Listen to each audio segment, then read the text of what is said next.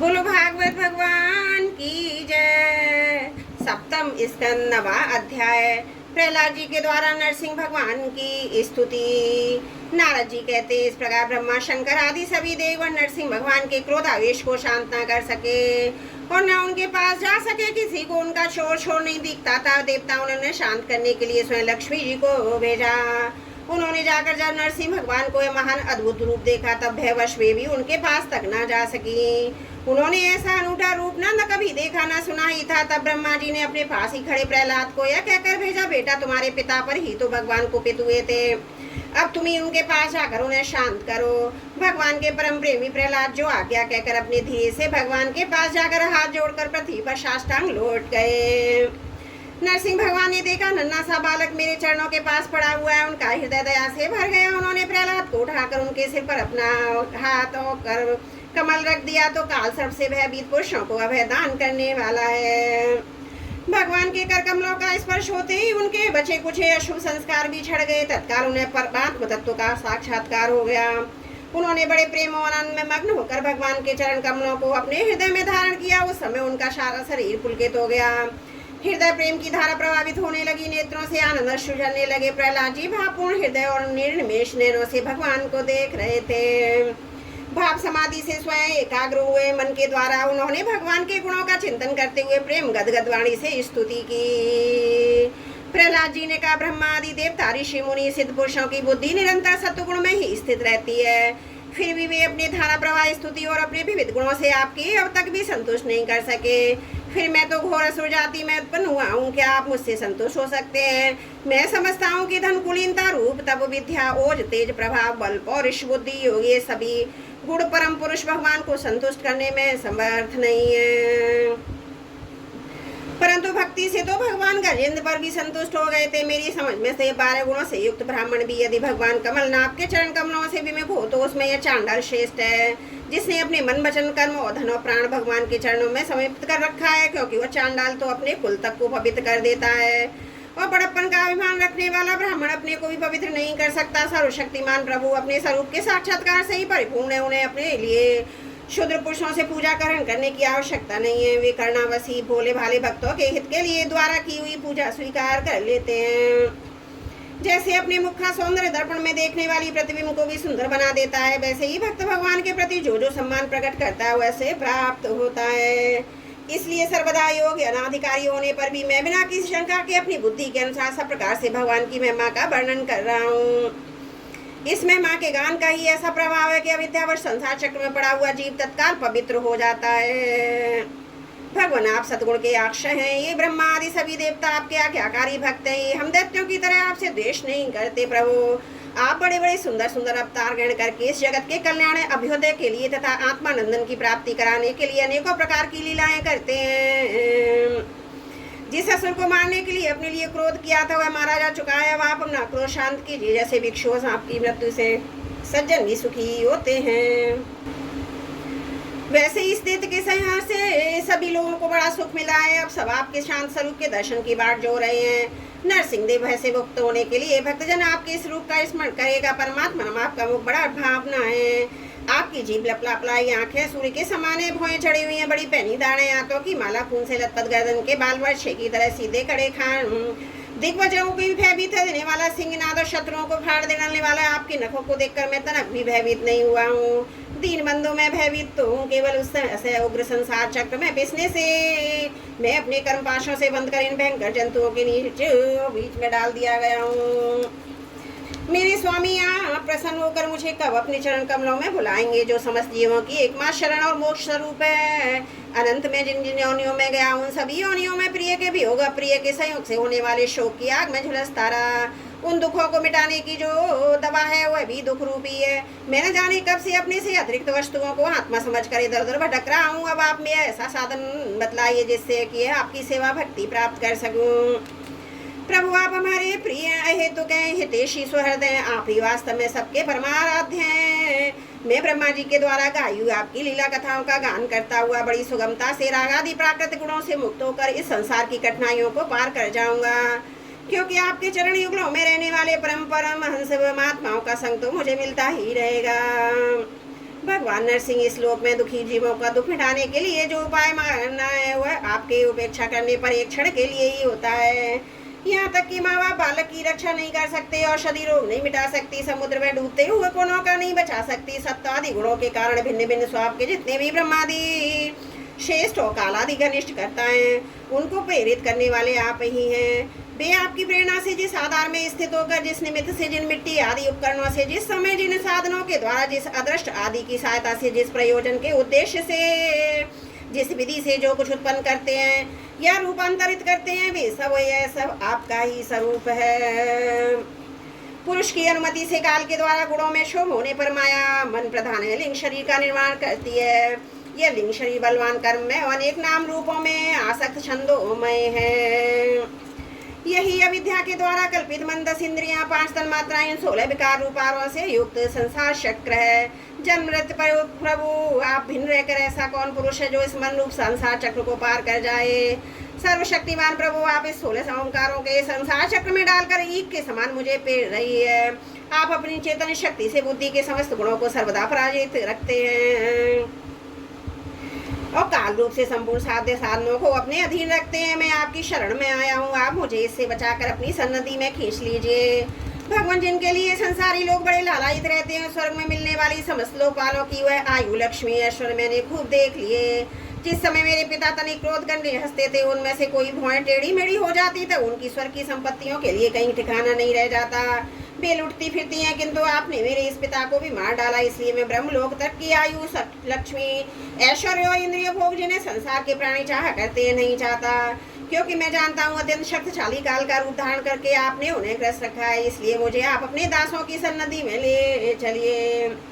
विषय भोग की बातें सुनने में ही अच्छी लगती हैं, वास्तव में मृत तृष्णा के जल के समान नितांत असत्य हैं। और यह शरीर भी जिसमें ये भोग भोगे जाते हैं अगणित रोगों का उद्गम स्थान है। कहाँ वे मिथ्या विषय भोग, कहाँ ये रोग युक्त शरीर, इन दोनों को क्षणभंगुरता और सारता जानकर भी मनुष्य इनसे विरक्त नहीं होता। वह कठिनाइयों से प्राप्त होने वाले भोग नन्हे नन्हे मधुबिंदुओं से अपनी कामना की आग बुझाने की चेष्टा करता है। प्रभु कहाँ तो इस तमोगुणी असुर वंश में रजोगुण से उत्पन्न हुआ हूँ मैं, और कहाँ आपकी अनंत कृपा धन्य है। आपने अपना परम प्रसाद स्वरूप संकल्प संताप हारी हुआ कर कमल मेरे सिर पर रखा है, जिसे आपने ब्रह्मा शंकर और लक्ष्मी जी के सिर पर भी कभी नहीं रखा। दूसरे संसारी जीवों के समान आप में छोटे बड़े का भेदभाव नहीं है, क्योंकि आप सबके आत्मा और कारण प्रेमी है। फिर भी कल्प वृक्ष के समान आपका कृपा प्रसाद भी सेवन भजन से ही प्राप्त होता है। सेवा के अनुसार ही जीवों पर आपकी कृपा का उदय होता है, उसमें जातिगत उच्चता नीचता कारण नहीं है। भगवान यह संसार एक ऐसा अंधेरा कुआं है जिसमें काल रूप सर्प डसने के लिए सदा तैयार रहता है। विषय भोगों की इच्छा वाले पुरुष उसी में गिरे हुए हैं, मैं भी संघर्ष उसके पीछे उसी में गिरने जा रहा हूँ। परंतु भगवान देवर्षि नारद ने मुझे अपना बनाकर बचा लिया, तब भला मैं आपके भक्तजनों की सेवा कैसे छोड़ सकता हूँ। अनंत जिस समय मेरे पिता ने अन्याय करने के लिए कमर कसकर हाथ में खड़ग ले लिया था, कहने लगा था यदि मेरे सिवा कोई और ईश्वर है तो मुझे बचा ले, तो मैं तेरा सिर काटता हूँ। उस समय आपने मेरे प्राणों की रक्षा की और मेरे पिता का वध किया। मैं तो समझता हूँ कि आपने अपने प्रेमी भक्त संकादि ऋषियों का वचन सत्य करने के लिए वैसा ही किया था। भगवान ये संपूर्ण जगत के एकमात्र आप ही हैं, क्योंकि इसके आदि में आप ही कारण रूप है, अंत में आप ही अवधि के रूप में रहेंगे, बीच में इसकी प्रतीति के रूप में केवल आप ही हैं। आप अपनी माया से गुणों के परिणाम स्वरूप इस जगत की सृष्टि करके उसमें पहले से विद्यमान रहने पर भी प्रवेश की लीला करते हैं और गुणों से युक्त होकर उनके मालूम पड़ रहे हैं। भगवान यह तो कुछ कार्य कारण के रूप में प्रतीत हो रहा है, यह सब आप ही है, इससे भिन्न भी आप ही हैं। अपने प्राय का भेदभाव तो अर्थहीन शब्दों की माया है, क्योंकि जिससे जिसका जन्म स्थिति लय और प्रकाश होता है वह उसका स्वरूप ही होता है।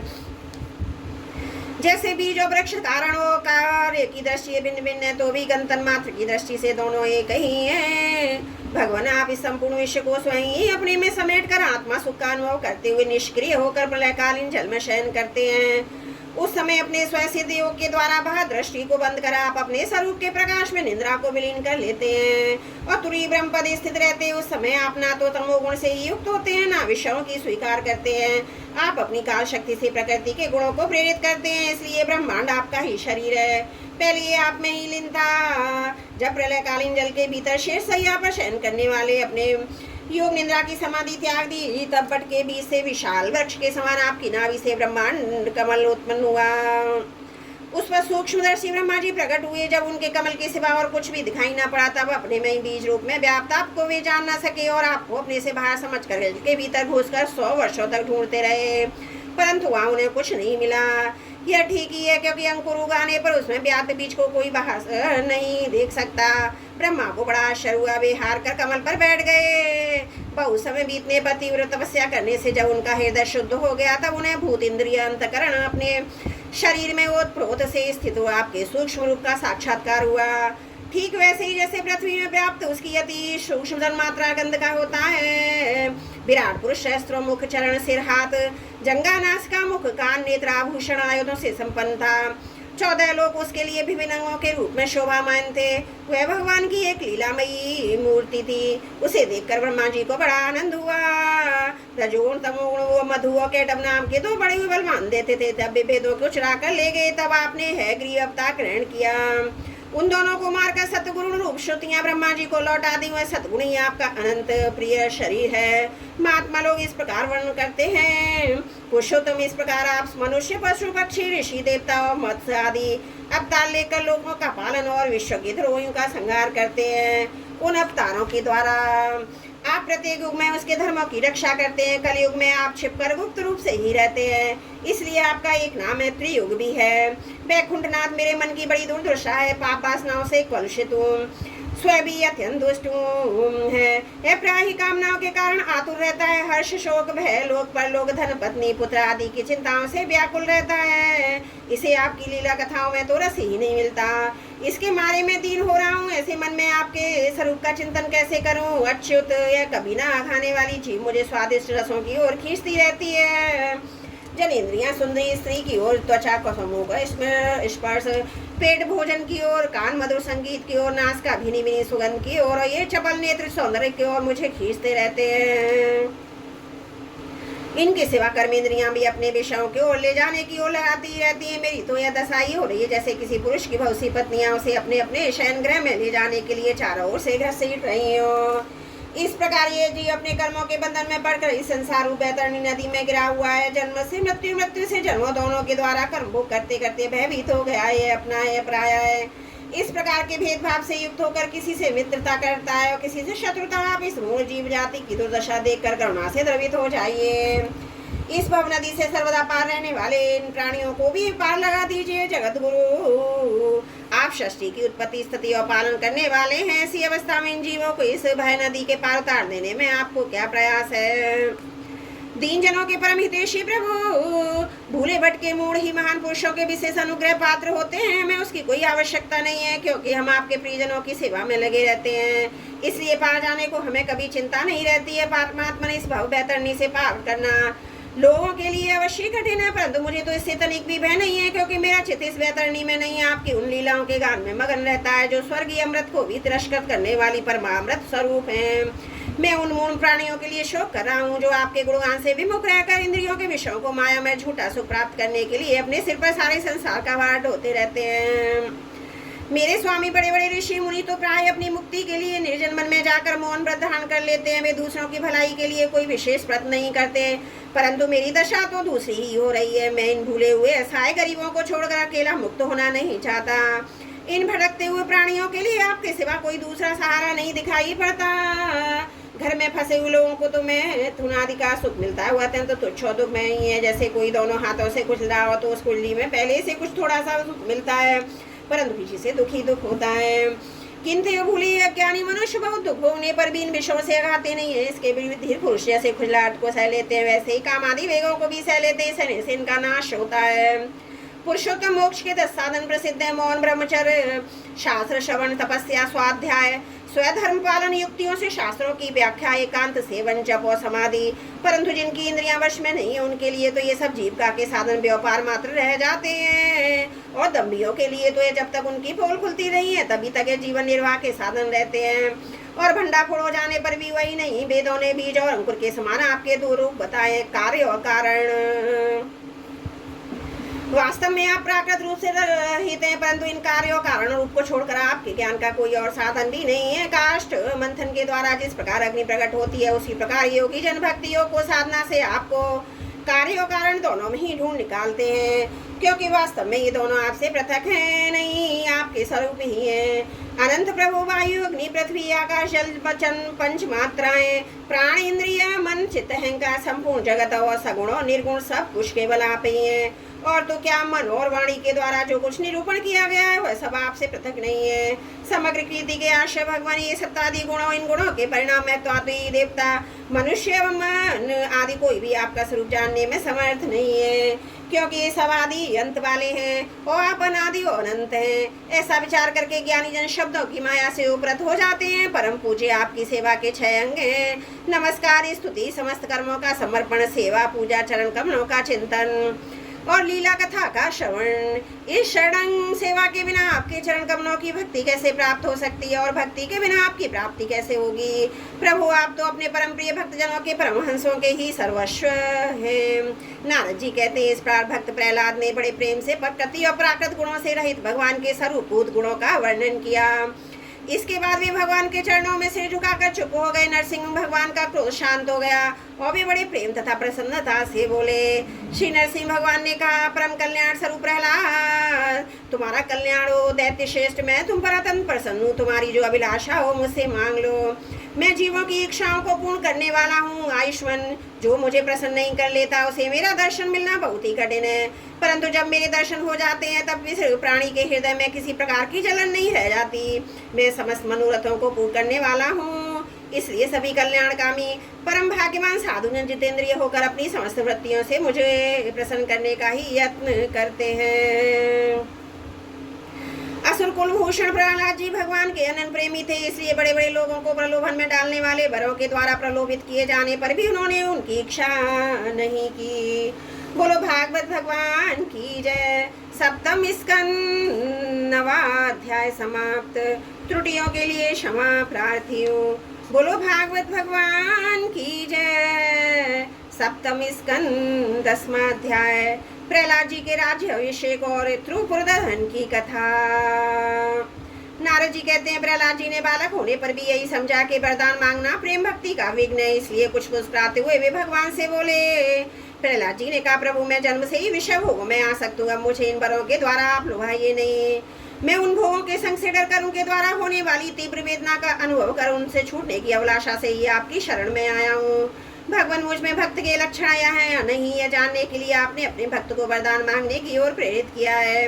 यह विषय भोग की हृदय की गांठ है और मजबूत करने वाले, बार बार जन्म मृत्यु के चक्कर में डालने वाले हैं। जगत गुरु परीक्षा के सिवाय ऐसा करने से कोई कारण नहीं दिखता, क्योंकि आप परम दयालु अपने भक्त को भोगों में फंसाने वाले कैसे दे सकते हैं। आपसे तो सेवक अपनी कामनाएं पूर्ण करना चाहता है वह सेवक नहीं है, वह तो लेन देन करने वाला निराबनिया है। जो स्वामी से अपनी कामनाओं की पूर्ति चाहता है वह सेवक नहीं है। जो बेसेवक से सेवा कराने के लिए उसका स्वामी बनने के लिए उसकी कामनाएं पूर्ण करता है वह स्वामी नहीं। मैं आपका निष्काम सेवक हूँ, आप मेरे निष्पक्ष स्वामी हैं। जैसे राजा उसके सेवक को प्रयोजनवश स्वामी सेवक का संबंध रहता है, वैसा तो मेरा और आपका संबंध है नहीं। मेरे वरदानी शिरोमणि स्वामी, यदि आप मुझे मुँह मांगा वर देना ही चाहते हैं तो यह वर दीजिए कि मेरे हृदय में कभी किसी कामना का बीज अंकुरित ही ना हो।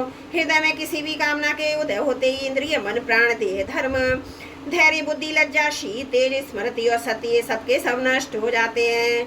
कमल नयन जिस समय मनुष्य अपने मन में रहने वाली कामनाओं का परित्याग कर देता है उसी समय वह भगवत स्वरूप को प्राप्त कर लेता है। भगवान आपको नमस्कार है, आप सबके हृदय में विराजमान है। उदार शिरोमणि स्वयं परम ब्रह्म परमात्मा है। अद्भुत नरसिंह रूपधारी श्री हरि के चरणों में बार बार प्रणाम करता हूँ। श्री नरसिंह भगवान ने कहा, प्रहलाद तुम्हारे जैसे मेरे एकांत प्रेमी इस लोक अथवा परलोक की किसी भी वस्तु के लिए कोई कामना नहीं करते, फिर भी अधिक नहीं है, केवल एक मंत्र तक मेरी प्रसन्नता के लिए तुम इस लोक में दैत्याधिपतियों के समस्त भोग स्वीकार कर लो। समस्त प्राणियों के हृदय में यज्ञों के भोक्ता ईश्वर के रूप में ही मैं ही विराजमान हूँ। तुम अपने हृदय में मुझे देखते रहना और मेरी लीला कथाएं जो तुम्हें अत्यंत प्रिय है सुनते रहना। समस्त कर्मों के द्वारा मेरी ही आराधना करना, इस प्रकार अपने प्रारब्ध कर्म का क्षय कर ले देना। भोग के द्वारा पूर्ण कर्मों के फल, निष्काम पूर्ण कर्मों के द्वारा पाप का नाश करते हुए समय पर शरीर का त्याग करके समस्त बंधनों से मुक्त होकर तुम मेरे पास आ जाओ। देवलोक में भी लोग तुम्हारी विशुद्ध कीर्ति का गान करेंगे। तुम्हारे द्वारा की हुई मेरी इस स्तुति का तो मनुष्य कीर्तन करेगा, साथ ही मेरा तुम्हारा स्मरण भी करेगा। यह समय पर कर्मों के बंधन से मुक्त हो जाएगा। प्रहलाद जी ने कहा, महेश्वर आप वर देने वाले लोगों के स्वामी हैं, आपसे मैं एक बार और मांगता हूँ। मेरे पिता ने आपके ईश्वरी तेज को और सर्वशक्तिमान सचराचर गुरु स्वयं आपको न जानकर आपकी बड़ी निंदा की है। इस विष्णु ने मेरे भाई को मार डाला। ऐसी मिथ्या दृष्टि रखने के कारण पिताजी क्रोध के वेग को सहन करने में असमर्थ हो गए थे। इसी से उन्होंने आपका भक्त होने के कारण मुझसे विद्रोह किया था। दीन बंधु, यद्यपि आपकी दृष्टि पड़ते ही वे पवित्र हो चुके हैं, फिर भी मैं आपसे प्रार्थना करता हूँ कि जल्दी नाश न होने वाले दुष्टर दोष से मेरे पिता शुद्ध हो जाएं। श्री नरसिंह भगवान ने कहा, निष्पाप प्रहलाद, तुम्हारे पिता स्वयं पवित्र होकर तर गए, उसकी तो बात ही क्या है। यदि उनकी 21 पीढ़ियों के पितर होते तो उन सबके साथ भी वे भी तर जाते, क्योंकि तुम्हारे जैसा कुल को पवित्र करने वाला पुत्र उनको प्राप्त हुआ है। मेरे शांत समदर्शी और सुख से संसार पार करने वाले प्रेमी भक्त जन जहाँ जहाँ निवास करते हैं, वे स्थान चाहे कीकट हो क्यों ना हो, पवित्र हो जाते हैं।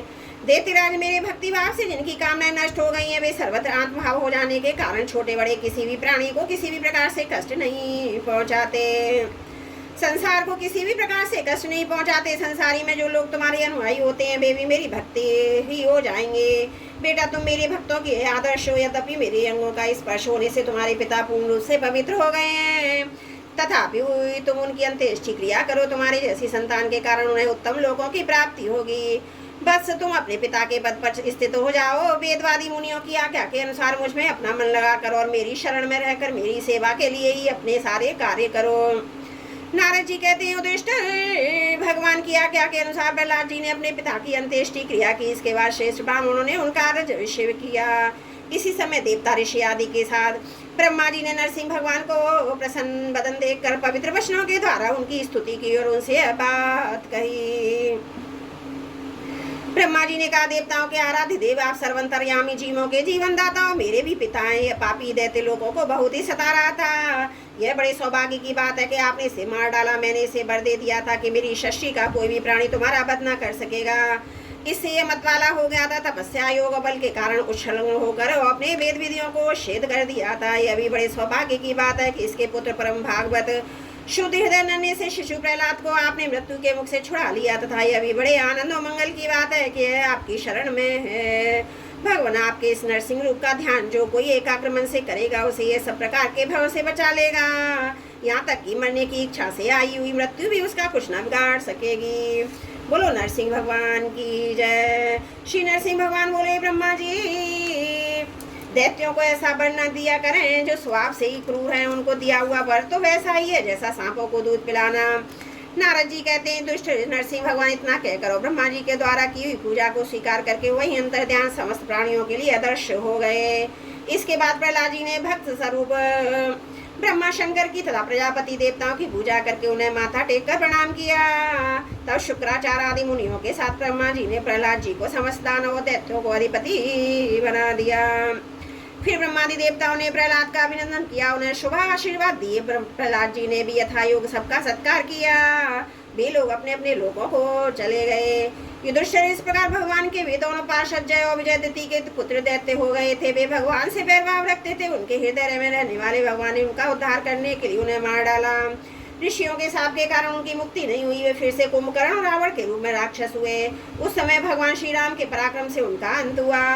युद्ध में भगवान राम के बाणों से उनका कलेजा फट गया। वहीं पड़े पड़े पूजन की भांति भगवान का स्मरण करते करते उन्होंने अपने शरीर छोड़ दिए।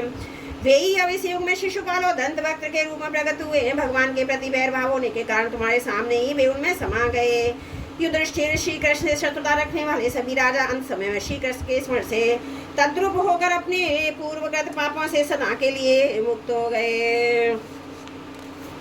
जैसे भृंगी के द्वारा पकड़ा हुआ कीड़ा वैसे ही उसका स्वरूप प्राप्त कर लेता है, जिस प्रकार भगवान के प्यारे भक्त अपनी भेदभाव रहित अनन्य भक्ति के द्वारा भगवत स्वरूप को प्राप्त कर लेते हैं, वैसे ही शिशुपाल और नरपति भगवान के वैरभाव जनित चिंतन से भगवान के सारूप्य को प्राप्त हो गए। युधिष्ठिर, तुमने मुझसे पूछा था कि भगवान से द्वेष करने वाले शिशुपाल आदि को उनके सारूप्य की प्राप्ति कैसे हुई। उसका उत्तर मैंने तुम्हें दिया। ब्रह्मण देव परमात्मा श्री कृष्ण का ये परम पवित्र अवतार चरित्र है। इसमें हिरणाक्ष और हिरण्याकश्यपु इन दोनों दैत्यों के भक्त का वर्णन है। इस प्रसंग में भगवान के परम भक्त प्रहलाद का चरित्र है। भक्ति, ज्ञान, वैराग्य और संसार की सृष्टि, स्थिति और प्रलय के स्वामी श्री हरि के यथार्थ स्वरूप तथा उनके दिव्य गुणों और लीलाओं का वर्णन है। इस आख्यान में देवताओं दैत्यों के पदों में काल कर्म से जो महान परिवर्तन होता है उसका भी निरूपण किया गया है, जिसके द्वारा भगवान की प्राप्ति होती है। उस भागवत धर्म का भी वर्णन है। आध्यात्म के संबंध में भी सभी जानने योग्य बातें इसमें हैं। भगवान के पराक्रम से पूर्ण इस पवित्र आख्यान को जो कोई पुरुष श्रद्धा से कीर्तन करता और सुनता हुआ कर्म बंधन से मुक्त हो जाता है। जो मनुष्य परम पुरुष परमात्मा की है श्री नरसिंह लीला सेनापतियों सहित हिरण्यकश्यपु का वध और संत शिरोमणि प्रहलाद जी का पावन प्रभाव एकाग्र मन से पढ़ता है व सुनता है, वह भगवान के अभय पद वैकुंठ को प्राप्त होता है। युधिष्ठिर, इस मनुष्य लोक में तुम लोगों के भाग्य अत्यंत प्रशंसनीय है, क्योंकि तुम्हारे घर में साक्षात परब्रह्म परमात्मा मनुष्य का रूप धारण करके गुप्त रूप से निवास करते हैं। इसी से संसार को पवित्र कर देने वाले ऋषि मुनि बार बार इसका दर्शन करने के लिए चारों ओर से तुम्हारे पास आया करते हैं। बड़े बड़े महापुरुष निरंतर इनको ढूंढते रहते हैं, जो माया के लेस से रहित परम शांत परमानंद अनुभव स्वरूप और ब्रह्म परमात्मा है। वे ही तुम्हारे प्रिय हितैषी मेरे भाई पूज्य आज्ञाकारी गुरु और स्वयं आत्मा श्री कृष्ण है। शंकर ब्रह्मा आदि भी अपनी सारी बुद्धि लगाकर वे ये हैं। इस रूप में उनका वर्णन नहीं कर सके, फिर हम तो कर ही कैसे सकते हैं। हम तो मौन भक्ति और संयम के द्वारा ही उनकी पूजा करते हैं।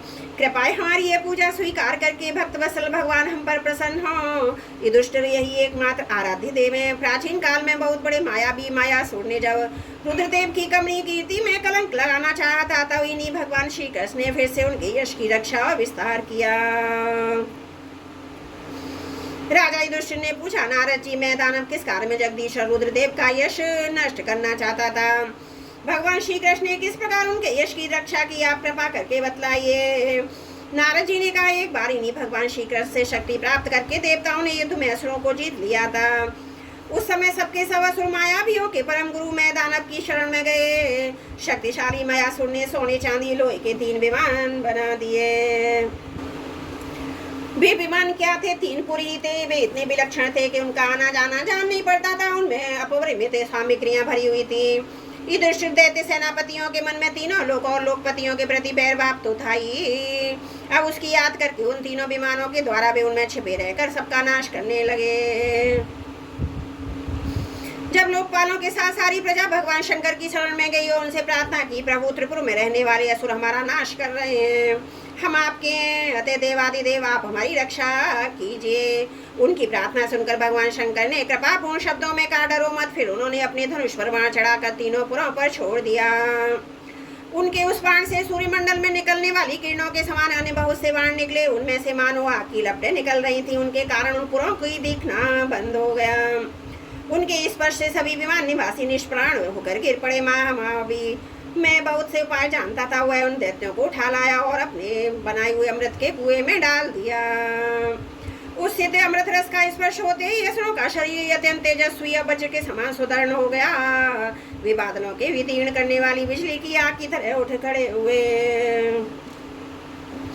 इन्हीं भगवान श्री कृष्ण ने जब देखा कि महादेव जी तो अपना संकल्प पूरा न होने के कारण उदास हो गए हैं, तब उन असुरों पर विजय प्राप्त करने के लिए उन्होंने एक युक्ति की। यही भगवान विष्णु उस समय गौ बन गए और ब्रह्मा जी बछड़ा बने। दोनों ही मध्याह्न के समय उन तीनों पुरी में गए और वो सिद्ध रस के कुएं का सारा अमृत पी गए। यद्यपि उसके रक्षक दैत्य इन दोनों को देख रहे थे, फिर भी भगवान की माया से वे इतने मोहित हो गए कि उन्हें रोक न सके।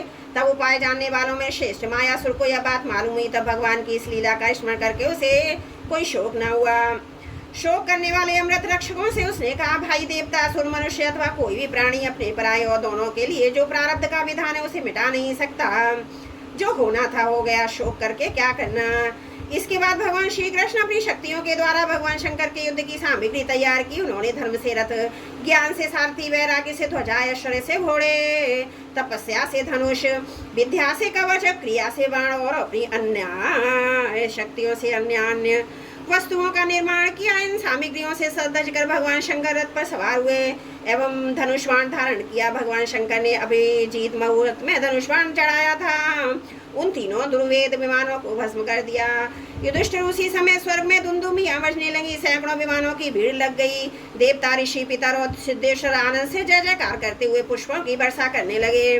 अप्सराएं नाचने गाने लगी। युधिष्ठिर, इस प्रकार उन तीनों पुरी को जलाकर भगवान शंकर ने पुरारी की पदवी भी प्राप्त की।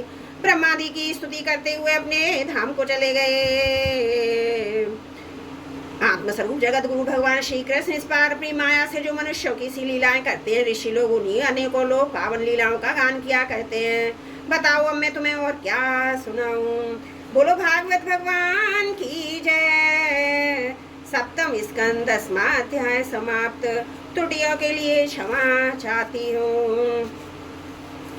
बोलो भागवत भगवान की जय। सप्तम स्कंद 11वां अध्याय मानव धर्म, वर्ण धर्म और स्त्री धर्म का निरूपण।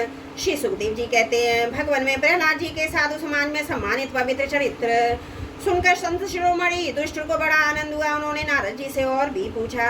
युधिष्ठिर ने कहा, भगवान अब मैं वर्ण और आश्रमों के सदाचार के साथ मनुष्यों के सनातन धर्म का श्रवण करना चाहता हूँ, क्योंकि धर्म से ही मनुष्य को ज्ञान, भगवत प्रेम और साक्षात परम पुरुष की हुई भगवान की प्राप्ति होती है। आप स्वयं प्रजापति ब्रह्मा जी के पुत्र और नारद जी आपकी तपस्या, योग और समाधि के कारण वे अपने दूसरे पुत्रों की अपेक्षा आपका अधिक सम्मान भी करते हैं। आपके समान नारायण परायण, दयालु, सदाचारी, शांत ब्राह्मण धर्म के गुप्त से गुप्त रहस्य को जैसा यथार्थ रूप से जानते हैं, दूसरे लोग वैसा नहीं जानते। नारद जी ने कहा, युधिष्ठिर जन्मा भगवान ही समस्त धर्मों के मूल कारण, वही पुरुष चराचर जगत के कल्याण के लिए धर्म दक्ष पुत्री मूर्ति के द्वारा अपने अंश से अवतीर्ण होकर बद्रिका आश्रम में तपस्या कर रहे हैं। उन नारायण भगवान को नमस्कार करके उन्हीं के मुख से सुने हुए सनातन धर्म का मैं वर्णन करता हूँ। युधिष्ठिर सर्ववेद स्वरूप भगवान श्री हरि उनका तत्व जानने वाले में ऋषियों की स्मृतियाँ जिससे आत्मग्लानि न होकर आत्म प्रसाद की उपलब्धि हो, वह कर्म धर्म के मूल हैं। युधिष्ठिर धर्म के 30 लक्षण शास्त्रों में कहे गए हैं। सत्य, दया, तपस्या, शौच, तितिक्षा, उचित अनुचित का विचार, मन का संयम, इंद्रियों का संयम, अहिंसा, ब्रह्मचर्य, त्याग, स्वाध्याय, सरलता, संतोष, समदर्शी, महात्माओं की सेवा, धीरे धीरे सांसारिक भोगों की चेष्टा से निवृत्ति। मनुष्य के अभिमानपूर्ण प्रयत्नों का फल उल्टा ही होता है। ऐसा विचार, मौन, आत्मचिंतन, प्राणियों को अन्न आदि का यथा योग विभाजन, उनमें और विशेष करके मनुष्यों में अपने आत्मा तथा इष्ट देव का भाव, संतों के परम आश्रय भगवान श्री कृष्ण के नाम, गुण, लीला आदि का श्रवण, कीर्तन, स्मरण, उनकी सेवा, पूजा और नमस्कार, उनके प्रति दास्य, साख्य और आत्मसमर्पण, यह 30 प्रकार का आचरण सभी मनुष्यों का परम धर्म है। उनके पालन से सर्वात्मा भगवान प्रसन्न होते हैं। धर्मराज, इनके वंश में अखंड रूप से संस्कार होते आए हैं और जिन्हें ब्रह्मा जी ने संस्कार के योग स्वीकार किया उन्हें द्विज कहते हैं। जन्म और कर्म से शुद्ध द्विजों के लिए यज्ञ, अध्ययन, दाम और ब्रह्मचर्य आदि आश्रमों के विशेष कर्मों का विधान है। अध्ययन, अध्यापन, दान लेना, दान देना और यज्ञ करना, यज्ञ कराना, ये 6 कर्म ब्राह्मण के हैं। क्षत्रियों को दान नहीं लेना चाहिए। प्रजा की रक्षा करने के लिए क्षत्रिय का जीवन निर्वाह ब्राह्मण के सिवा सबसे यथायोग कर तथा दंड, जुर्माना आदि के द्वारा होता है। वैश्य को सर्वदा ब्राह्मण वंश का अनुयायी रहकर गौ रक्षा, कृषि और व्यापार के द्वारा अपनी जीविका चलानी चाहिए। शूद्र का धर्म है द्विजातियों की सेवा, उसकी जीविका का निर्वाह उसका स्वामी करता है। ब्राह्मण के जीवन निर्वाह के साधन 4 प्रकार के हैं, वार्ता, शालीन, यायावर और शिलोक्षण। इनमें से पीछे पीछे की वृत्तियां अपेक्षाकृत श्रेष्ठ हैं। निम्न वर्ण का पुरुष बिना आपत्ति काल के उत्तम वर्ण की वृत्तियों का अवलंबन न करे। क्षत्रिय दान देना छोड़कर ब्राह्मण की शेष 5 वृत्तियों का अवलंबन ले सकता है। आपत्ति काल में सभी सब वृत्तियों को स्वीकार कर सकते हैं। ऋत, अमृत, अमृत, अमृत और सत्यानृत, इनमें से किसी भी वृत्ति का आश्रय ले, परंतु स्वानुवृत्ति का अवलंबन कभी न करे। बाजार में पड़े हुए अन्न, तथा खेतों में पड़े हुए अन्न, शिल को बीन कर सुलोक्ष वृत्ति से जीव का निर्वाह करना रित है। बिना मांगे जो कुछ मिल जाए उसी याचित शालीन वृत्ति का द्वारा जीवन निर्वाह करना अमृत है। नित्य मांग कर लाना अर्थात यायावर वृत्ति के द्वारा जीवन यापन करना अमृत है। कृषि आदि के द्वारा वार्तावर्ती से जीवन निर्वाह करना परमर्थ है। वाणिज्य सत्तानृत है और निम्न वर्ण की सेवा करना स्वान वृत्ति है। ब्राह्मण और क्षत्रियों को इस अंतिम निंदित वृत्ति का कभी आश्रय नहीं लेना चाहिए, क्योंकि ब्राह्मण सर्ववेदमय और क्षत्रिय राजा सर्वदेवमय है। समदम, तप, शौच, संतोष, क्षमा, सरलता, ज्ञान, दया, भगवत परायणता और सत्य ब्राह्मण के लक्षण हैं। युद्ध में उत्साह, धीरता, वीरता, तेजस्विता, त्याग, मनोजय, क्षमा, ब्राह्मणों के प्रति भक्ति, अनुग्रह और प्रजा की रक्षा करना क्षत्रिय के कारण है। देवता, गुरु और भगवान के प्रति भक्ति, अर्थ, धर्म और काम, इन तीनों पुरुषार्थों की रक्षा करना, आस्तिकता, उद्भोगशीलता और व्यवहारिकता, निपुणता, ये वैश्य के लक्षण हैं। उच्च वर्णों के सामने विनम्र रहना, पवित्रता, स्वामी की निष्कपट सेवा, वैदिक मंत्रों से रहते यज्ञ, चोरी ना करना, सत्य और गौरव, ब्राह्मणों की रक्षा करना, ये शूद्र के लक्षण है। पति की सेवा करना, उसके अनुकूल रहना, पति के संबंधियों को प्रसन्न रखना और सर्वदा पति के नियमों की रक्षा करना, ये पति को ही ईश्वर मानने वाली प्रतिव्रता स्त्रियों के धर्म है। साध्वी स्त्री को चाहिए कि झाड़ने बुहाने से, लीपने चौकूने आदि से घर को और मनोहर वस्त्राभूषणों से अपने शरीर को अलंकृत रखे, सामग्रियों को साफ सुथरी रखे, अपने पतिदेव की छोटी बड़ी इच्छाओं के समय के अनुसार पूर्ण करे, बिना इंद्रिय संयम, सत्य और प्रिय वचनों से प्रेम पूर्वक पतिदेव की सेवा करे, जो कुछ मिल जाए उसी में संतुष्ट रहे, किसी भी वस्तु के लिए ललचावे नहीं, सभी कार्यों में चतुर और धर्मज्ञ हो, सत्य और प्रिय बोले, अपने कर्तव्य में सावधान रहे, पवित्रता और प्रेम से परिपूर्ण रहकर यदि पति पतित न हो तो उसका सहवास करे, जो लक्ष्मी जी के समान पतिपरायण होकर अपने पति की और साक्षात भगवान का स्वरूप समझकर सेवा करती है, उसके पति देव बैकुंठ लोक में भगवत सारूप को प्राप्त होते हैं और लक्ष्मी जी के समान उनके साथ आनंदित होती हैं। युधिष्ठिर जो चोरी तथा अन्याय पाप निगम नहीं करते और अंतर्जय चांडाल आदि अंतवर्षीय वर्षंकर जातियों की वृत्तियां वे ही हैं जो कुल परंपरा से यहाँ चली आई हैं। वेददर्शी ऋषि मुनियों ने युग युग में प्राय मनुष्यों के स्वभाव के अनुसार धर्म की व्यवस्था की है, वही धर्म उनके लिए है, लोक और परलोक में कल्याणकारी है। स्वाभाविक वृत्ति का आश्रय लेकर अपने धर्म का और अपने स्वधर्म का पालन करता है, धीरे धीरे उन स्वाभाविक कर्मों से भी ऊपर उठ जाता है, गुणातीत हो जाता है। महाराज, जिस प्रकार बार बार बोने से खेत स्वयं शक्तिहीन हो जाते हैं और उसमें अंकुर उगना बंद हो जाता है, यहाँ तक कि उसमें बोआ हुआ बीज भी नष्ट हो जाता है, उसी प्रकार ये चित्त जो वासनाओं का खजाना है, विषयों का अत्यंत सेवन करने से स्वयं उग जाता है। परंतु स्वल्पोहों से ऐसा नहीं होता, जैसे एक एक बूंद घी डालने से आग नहीं बुझती है, परंतु एक ही साथ अधिक घी डाल जाए तो बुझ जाती है। जिस पुरुष के वर्ण को बतलाने वाला जो लक्षण कहा गया है, वह यदि दूसरे वर्ण वाले भी मिले तो उसे भी उसी वर्ण का समझना चाहिए। बोलो भागवत भगवान की जय। सप्तम स्कंद 11वां अध्याय समाप्त। त्रुटियों के लिए क्षमा प्रार्थी हूँ। बोलो भागवत भगवान की जय। सप्तम स्कंद 12वां अध्याय ब्रह्मचर्य वानप्रस्थ आश्रमों के नियम।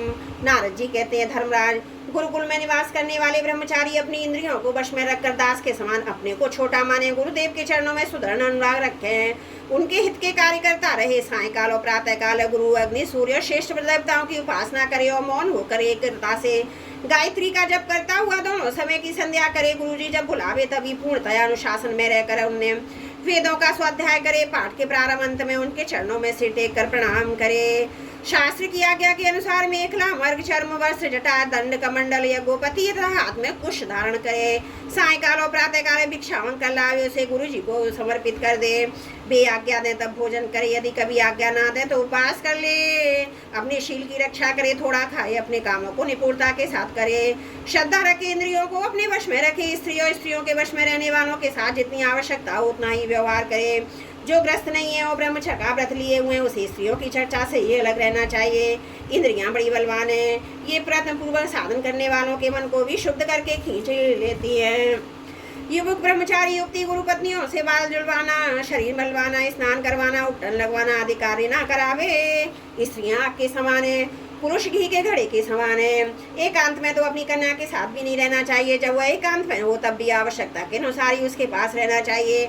जब तक वह जीवात्मा साक्षात्कार के द्वारा इन देह इंद्रियों को प्रतीति मात्र निश्चय करके स्वतंत्र नहीं हो जाता, तब तक मैं पुरुष हूँ यह स्त्री है यह द्वैत नहीं मिटता। और तब तक यह भी निश्चित है कि ऐसे पुरुष और स्त्री के संसर्ग में रहेंगे जो उनकी अन्य भोग बुद्धि हो ही जाएगी। ये सब शील रक्षा आदि गुण ग्रस्त के लिए और सन्यासी के लिए भी विहित है। ग्रस्त के लिए गुरुकुल में रहकर गुरु की सेवा शिशुण वैकल्प है, क्योंकि ऋतुगमन के कारण से वहाँ से अलग हुई होना पड़ता है। जो ब्रह्मचर्य का व्रत धारण करें उन्हें चाहिए कि वे सुरमा या तेल ना लगावे, ओपटम ना मले, स्त्रियों के चित्र ना नामे, मांस और मत से कोई संबंध ना रखे, फूलों के हार, इत्र, फुलेल, चंदन और आभूषणों का त्याग कर दें। इस प्रकार गुरुकुल में निवास करके दुजाति को अपनी शक्ति और आवश्यकता के अनुसार वेद उनके उनके अंग शिक्षा, कल्प और उपनिषदों का अध्ययन किया तथा ज्ञान प्राप्त करना चाहिए। फिर यदि सामर्थ्य हो तो गुरु को मुँह मांगी दक्षिणा देनी चाहिए। इसके बाद उनकी आज्ञा से ग्रस्त वानप्रस्थ अथवा संन्यास आश्रम में प्रवेश करे और आजीवन ब्रह्मचर्य का पालन करते हुए उसी आश्रम में रहे। यद्यपि भगवान स्वरूप तय सर्वत्र एक रस स्थित है, अतः उनका वह कहीं प्रवेश करना या निकलना नहीं हो सकता। फिर भी अग्नि गुरु आत्मा समस्त प्राणियों में अपने आश्रित जीवों के साथ ये विशेष रूप से विराजमान है, इसलिए उन पर सदा दृष्टि जमी रहनी चाहिए। इसी प्रकार आचरण करने वाला ब्रह्मचारी, वानप्रस्थ, सन्यासी अथवा ग्रस्त विज्ञान संपन्न होकर परम ब्रह्म तत्व का अनुभव प्राप्त कर लेता है। अब मैं ऋषियों के मतानुसार वानप्रस्थ आश्रम के नियम बताता हूँ। उनका आचरण करने से वानप्रस्थ आश्रमी को अनासी ऋषियों के लोक महलों की प्राप्ति हो जाती है। वानप्रस्थ आश्रमों की जोती हुई भूमि है और मैं चावल, गेहूं आदि अन्न नहीं खाने चाहिए। बिना जोते पैदा हुआ अन्न भी आदि इसमें में पका हो तो वो भी नहीं खाना चाहिए। आग से पका हुआ कच्चा अन्न भी ना खाए, केवल सूर्य के ताप से पके हुए कंदमूल, फल आदि का सेवन करे। जंगलों में अपने आप पैदा हुए धान्यों से नित्य नैमित्तिक चरु और प्रोडाश का हवन करे। जब ये नए नए अन्न, फलों, फूल आदि मिलने लगेंगे तब पहले के इकट्ठे किए हुए अन्न का परित्याग कर दे। अग्निहोत्र के अग्नि की रक्षा के लिए घर, पर्णकुटी अथवा पहाड़ की गुफा पर आश्रय ले। स्वयं शीत वायु, अग्नि, वर्षा और धाम का सहन करे। सिर पर जटा धारण करे और केश, रोम, नख व दाढ़ी मूछ न कटवावे तथा मैल को भी शरीर से अलग ना करे। कमंडल, उमर्ग, चर्म, दंड, बलकल, वस्त्र, अग्निहोत्र की सामग्रियों को अपने पास रखे। विचारवान पुरुष को चाहिए कि 12, 8, 4, 2 या 1 वर्ष तक वानप्रस्थ आश्रम के नियमों का पालन करे। ध्यान रहे कहीं अधिक तपस्या का क्लेश सहन करने से बुद्धि बिगड़ न जाए। वानप्रस्थी पुरुष जब रोग अथवा बुढ़ापे के कारण अपने कर्म पूरे न कर सके, वेदांत विचार की भी सामर्थ्य न रहे, तब उसे अनशन आदि व्रत करने चाहिए। अनशन के पूर्व ही अपने अग्नियों को अपनी आत्मा में लीन कर ले। मैंपन और मेरेपन का त्याग करके शरीर को उसके कारणभूत तत्वों में यथा योग भली भांति लीन करे। जितेंद्रिय पुरुष अपने शरीर के छिद्राकाशों को आकाश में, प्राणों की वायु में, गर्मी को अग्नि में, रक्त, कफ आदि जलीय तत्वों को जल में और हड्डी आदि ठोस वस्तुओं को पृथ्वी में लीन करे। इसी प्रकार वाणी और उसके कर्म भाषण को उसके अधिष्ठात्र देवता अग्नि में, हाथ और उसके द्वारा होने वाला कला कौशल को इंद्र में, चरण उसकी गति को काल स्वरूप विष्णु में, रति और उपस्थ को प्रजापति में, पायु और मलोत्सर को उनके आशय के अनुसार मृत्यु में लीन कर दे। और श्रोत्र और उसके द्वारा सुने जाने वाले शब्द को दिशाओं में, स्पर्श और त्वचा को वायु में, नेत्र सहित रूप को ज्योति में, मधुरादि रस के सहित रसन इंद्रियों को जल में और ये दुष्ट घ्राण इंद्रियां एवं उसके द्वारा सूंघे जाने वाले गंध को पृथ्वी में लीन कर दे। मनोरथों के साथ मन को चंद्रमा में समझने आने वाले पदार्थों के सहित बुद्धि को ब्रह्मा में तथा अहंता ममता रूप क्रिया करने वाले अहंकार को उसके कर्मों के साथ रुद्र में लीन कर दे। इसी प्रकार चेतना से चित्त को क्षेत्रज्ञ जीव में और गुणों के कारण विकारी से प्रतीत होने वाले जीव को परब्रह्म में लीन कर दे। साथ ही पृथ्वी का जल में, जल का अग्नि में, अग्नि का वायु में, वायु का आकाश में, आकाश का अहंकार में, अहंकार का मैं तत्व में, मैं तत्व का अव्यक्तों में और अव्यक्त का विनाशी परमात्मा में लय कर दे। इस प्रकार अविनाशी परमात्मा के रूप में अवशिष्ट जो सिद्धस्तु है, वह आत्मा है, वह मैं हूँ, यह जानकर अद्वितीय भाव में स्थित हो जाए। जैसे अपने आशय काष्टिक के भस्म हो जाने पर अग्नि शांत होकर अपने स्वरूप में स्थित हो जाता है, वैसे वह भी उपरत हो जाए। बोलो भागवत भगवान की जय। सप्तम स्कंद 12वां अध्याय समाप्त। त्रुटियों के लिए क्षमा प्रार्थी हूँ।